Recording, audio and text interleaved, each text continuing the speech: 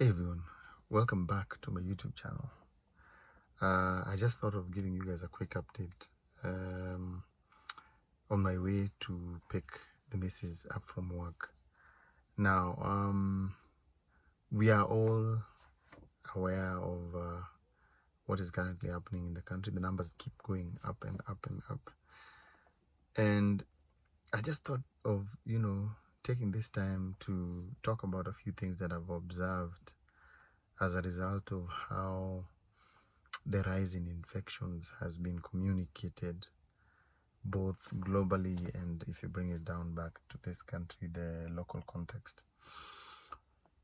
For those of you who have watched how it all started, you are aware that China tried to, as much as possible, stifle all the information that was coming out of its borders with regards to COVID-19. This is a style that China has employed for years in terms of being able to muffle the press and not necessarily give them a chance to do anything per se. That is not the case with the rest of the world.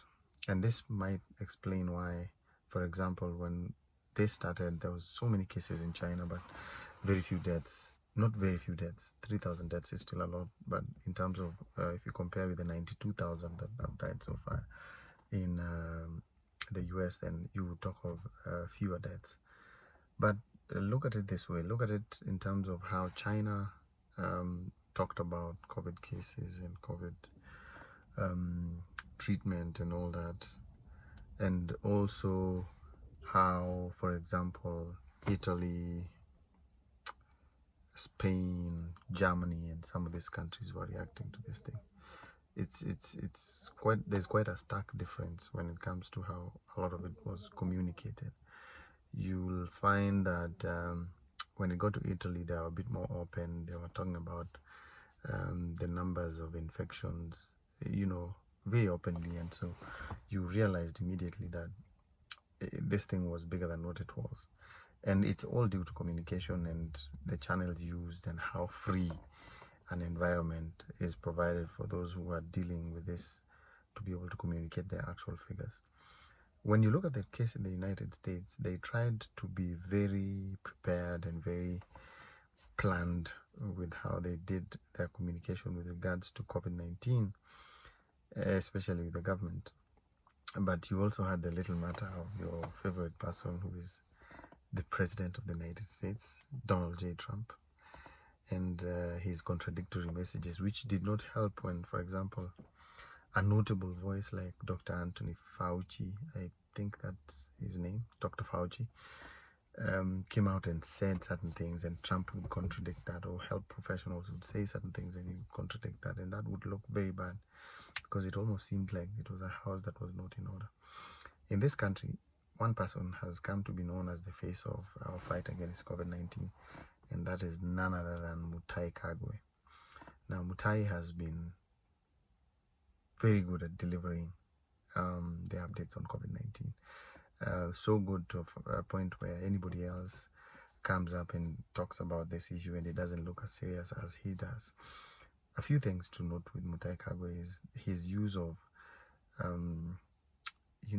humor as well as very stark referencing to ensure that people understand the gravity of the situation. He has demonstrated leadership. He has demonstrated almost a sense of understanding of the situation that has not been seen for a long time from a lot of our leaders. And it has almost given us this person that we look at and we admire for his astuteness, his forthrightness, his courage.